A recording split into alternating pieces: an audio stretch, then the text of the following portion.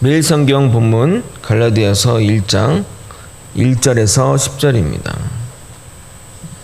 설교 이렇게 말씀 듣고 또 요약할 때 매일 성경 본문을 또 이용하셔도 참 좋습니다. 저와 번갈아 교독하고 마지막 절을 함께 읽겠습니다. 사람들에게서 난 것도 아니요 사람으로 말미암은 것도 아니요 오직 예수 그리스도와 그를 죽은 자 가운데서 살리신 하나님 아버지로 말미암아 사도된 바울은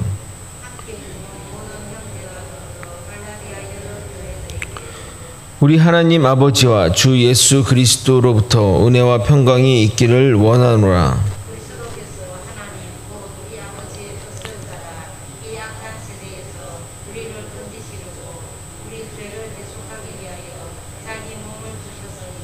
영광이 그에게 세세토록 있을지어다. 아멘. 이를 이같이 속히 떠나 다른 복음을 따르는 것을 내가 이상하게 여기노라. 다른 복음은 없나니 다만 어떤 사람들이 너희를 교란하여 그리스도의 복음을 변하게 하려 함이라. 그러나 우리나 혹은 하늘로부터 온 천사라도 우리가 너에게 전한 복음에 다른 복음을 전하면 저주를 받을지어다. 우리가 전에 말하였거니와 내가 지금 다시 말하노니 만일 누구든지 너희가 받은 것 외에 다른 복음을 전하면 저주를 받을지어다. 이제 내가 사람들에게 좋게 하랴 하나님께 좋게 하랴 사람들에게 기쁨을 구하랴. 내가 지금까지 사람들의 기쁨을 구하였다면 그리스도의 종이 아니니라. 아멘. 갈라디아서 강의의 시작입니다. 리틀 로마서라 불리는 갈라디아서는 이신칭의 즉 믿음으로 구원받는다는 진리를 바울이 갈라디아 지역에 있는 교회들에게 편지로 진술합니다. 내용뿐만 아니라 여러 가지 값진 표현들로 인해 여러 목회자들과 성도들이 좋아하는 성경 본문이기도 합니다. 몇 가지 성경 본문을 언급하면 저도 정말 좋아하는 성경 구절이며 갈라디아서를 대표하는 성경 구절인 갈라디아서 2장 20절입니다. 내가 그리스도와 함께 십자가에 못 박혔나니 그런즉 이제는 내가 사는 것이 아니요 오직 내 안에 그리스도께서 사시는 것이라. 이제 내가 육체 가운데 사는 것은 나를 사랑하사 나를 위하여 자기 자신을 버리신 하나님 아들을 믿는 믿음 안에서 사는 것이라. 자유의 대언장이라 하는 갈라디아서 5장 1절도 유명합니다. 그리스도께서 우리를 자유롭게 하려고 자유를 주셨으니 그러므로 굳건하게 서서 다시는 종의 멍에를 매지 말라. 이 구절도 빼놓을 수 없을 것 같습니다. 성령의 9가지 열매의 구절입니다. 갈라디아서 5장 22절 23절 오직 성령의 열매는 사랑과 희락과 화평과 오래 참음과 자비와 양성과 충성과 온유와 절제니 이 같은 것을 금지할 법이 없느니라. 아멘. 갈라디아서 강의가 마쳐질 즈음에 여러분들도 이 본문에 대해서 좋아하실 것이라 확신합니다. 오늘은 갈라디아서의 역사적인 배경과 또 상황에 대해 이야기 나눠보도록 하겠습니다. 글로 쓰여진 편지이다 보니 저자의 감정이 잘 전달되지 않는 면이 있는데 지금 바울은 약간 화가 난 상태에서 이 편지를 쓰는 것 같습니다. 왜냐하면 바울은 항상 서신서에 쓴 그 편지를 받는 수취인들의 안부와 더불어 칭찬이 들어가는데 여기서는 따지는 듯한 어조로 서술되어 있기 때문입니다. 아마도 그 이유는 바울의 표현에 따라 갈라디아 지역 교인들이 다른 복음을 따랐기 때문입니다. 6절을 한번 먼저 읽어보도록 하겠습니다. 근데 제가 여러분에게 이해를 돕기에 표준 세번역으로 읽어드리도록 하겠습니다. 여러분을 그리스도의 은혜 안으로 불러주신 분에게서 여러분이 그렇게도 빨리 떠나 다른 복음으로 넘어가는 데는 나는 놀라지 않을 수 없습니다. 사도 바울이 가르쳐준 복음을 떠나 다른 복음을 믿었기 때문에 사도 바울은 이렇게 화가 난 것입니다. 복음은 복음 하나뿐이지 다른 복음이 있나요? 라는 의문이 생길 수 있는데 이어지는 7절 서두는 이렇게 말합니다. 다른 복음은 없나니. 그러니까 바울이 전한 복음 외에 다른 복음을 전하는 이들이 있었고 그로 인해 갈라디아 교인들이 다른 복음을 받아들였는데 문제는 그것이 복음이 아니라는 겁니다. 그래서 사도 바울은 그 가짜 복음을 전한 자들에 대한 분노와 더불어 그것을 받아들인 자에 대해 또한 통렬하게 비판하고 있습니다. 9절을 한번 같이 읽어보도록 하겠습니다. 같이 읽겠습니다. 시작. 우리가 전에 말하였거니와 내가 지금 다시 말하노니 만일 누구든지 너희가 받은 것 외에 다른 복음을 전하면 저주를 받을지어다. 아멘. 저주를 한다고 그렇게 표현되어 있지 않습니까? 그럼 왜 바울이 화가 났는지 한번 살펴보도록 하겠습니다. 우리가 어떤 사람들을 반박하거나 공격하려면 그 사람의 의견에 정면으로 대응하면 됩니다. 그러나 내용으로 반박하기 쉽지 않거나 반박할 내용이 부실하거나 또는 그 상대방이 말을 잘하거나 의견이 탁월하면 어떤 방법으로 상대방을 제압할 수 있을까요? 여러분이 누군가와 반대편에 서서 그 사람의 의견을 반박하기 위해서는 어떤 방법들이 있을까요? 이런 방법을 권장하는 건 아니지만 정치인들이 이런 방법을 자주 활용합니다. 그 사람을 공격하면 됩니다. 그 사람의 약점이나 부족한 것을 공격하면 덩달아 그 사람의 의견도 다운그레이드 되는 겁니다. 우리 정치인들 나오면 막 파잖아요. 막 주변 이것저것 사돈의 팔촌까지 막 다 뒤지지 않습니까? 그럼 여러분 사도 바울의 약점이 무엇일까요? 무엇이라고 생각합니까? 그의 사도권입니다. 그는 다메섹 도상에서 예수를 만났습니다. 예수님이 직접 불러 너 내 제자가 되라고 해서 한 12명의 제자가 아니라 다메섹 도상에서 예수님을 만나 제자로 부름받은 것입니다. 그러나 그것은 환상 가운데 일어난 일이기에 그것을 증명할 수가 없습니다. 아무도 그 장면을 보지 못했기 때문입니다. 개인의 경험이기에 검증할 수 없다는 것입니다. 우리도 여러분들도 저도 마찬가지로 예수님을 만난 개인적인 간증들이 아마 있을 겁니다. 또는 주님을 믿고 오는 가운데 정말 놀랄만한 이적과 기적을 경험하셨을 것입니다. 그런 이야기를 누군가에게 하면 믿는 사람도 있지만 의심 많은 사람들은 그것을 믿지 못하고 객관적인 증거를 내라고 할 것입니다. 그러나 그런 것은 증거가 없기에 결국 신뢰의 문제로 나아갈 수밖에 없습니다. 그 사람이 평소에 거짓말을 안 했으면 그 말을 믿을 것이고 평소에 거짓말을 많이 하던 사람이면 그가 콩으로 메주를 쓴다고 해도 믿지 않을 것입니다.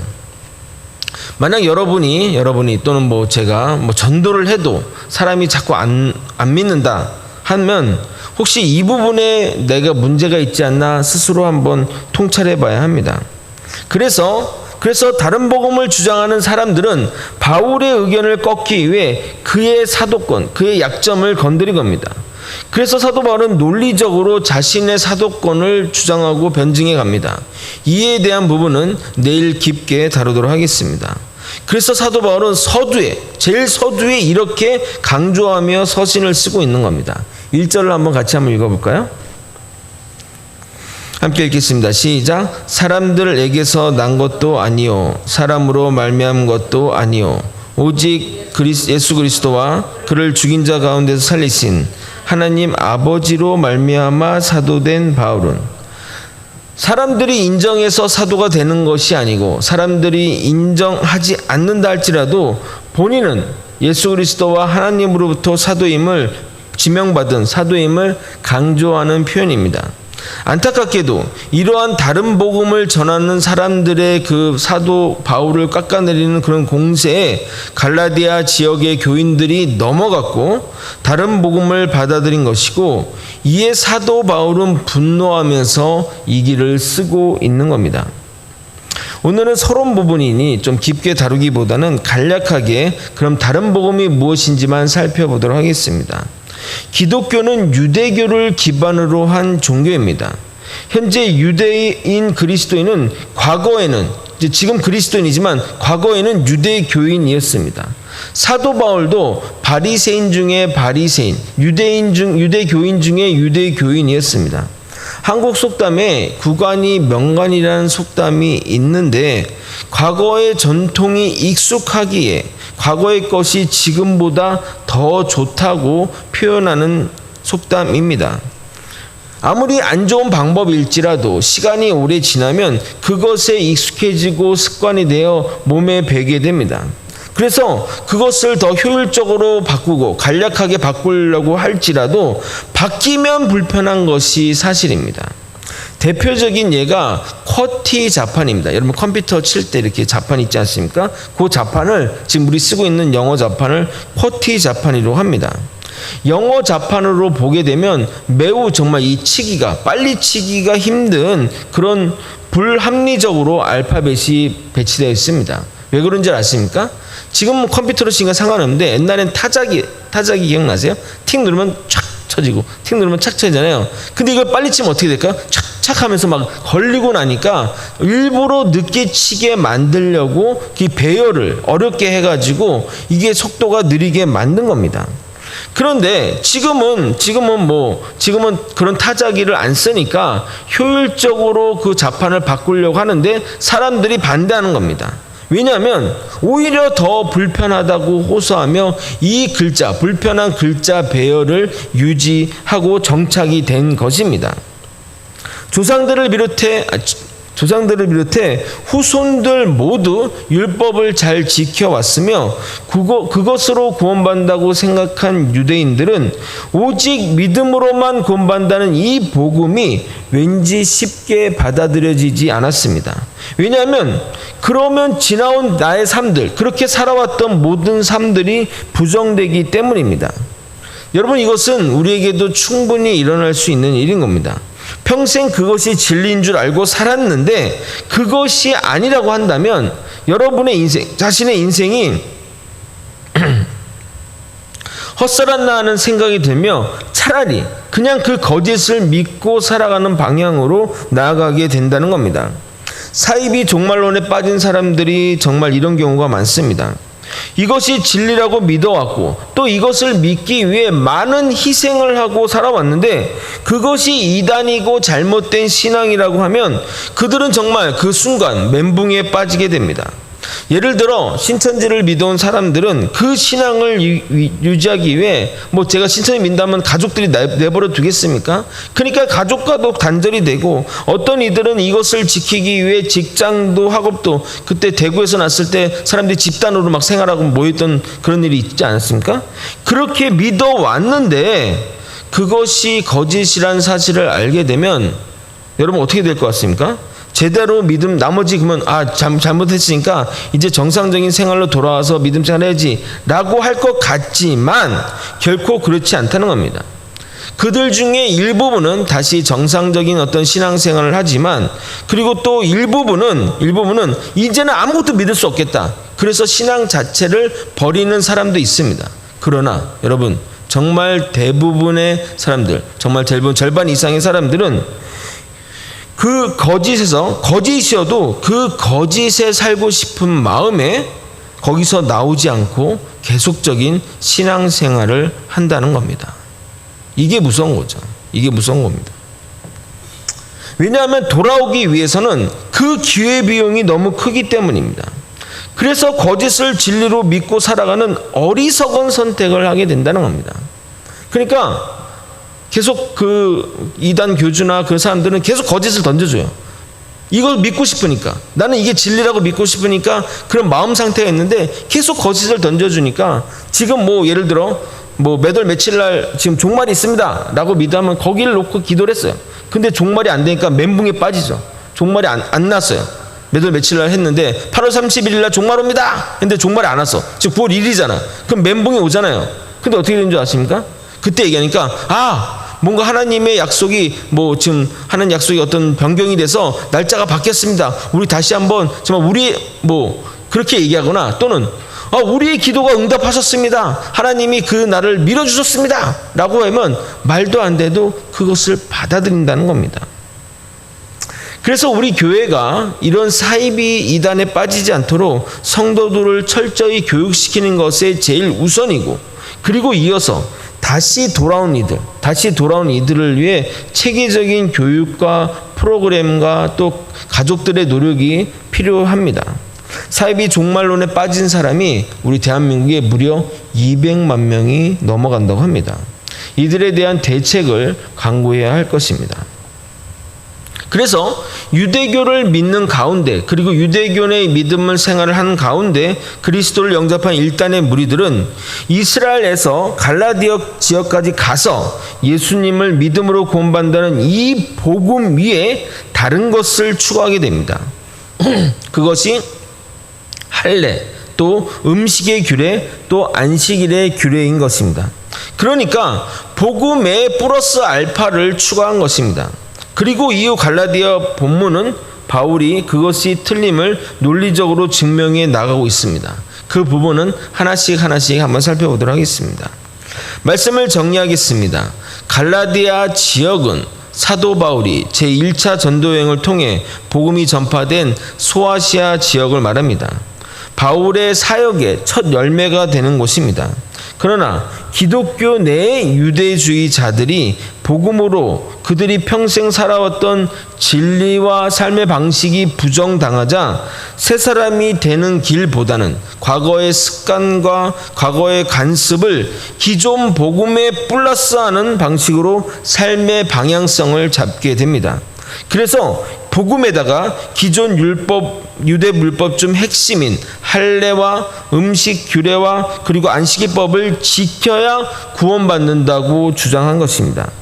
결국 이것은 복음을 가장한 다른 복음이고 다른 복음은 없다고 사도 바울은 결론을 내리고 있습니다. 우리는 언제나 이런 우를 범할 수 있습니다. 과거의 전통에 집착하다 살다 보면 진짜 진리를 못 알아보는 경우가 생기게 됩니다. 진리는 여러분 진리는 변하지 않습니다. 그러나 진리를 담는 그릇은 시대에 따라 변하게 되는 겁니다. 여러분, 예수님이 사역하면서 그 당시 서민들이 입었던 세마포 옷을 입으면서 입고 돌아다니면서 사역을 하셨는데, 만약 지금 대한민국에서 예수님이 사역을 한다면 무슨 옷을 입고 다녔을까요? 여전히 세마포 옷을 입었을까요? 청바지를 입거나 또는 면바지 또는 이런 일반 서민들이 입는 옷을 입고 또 다니실 것입니다.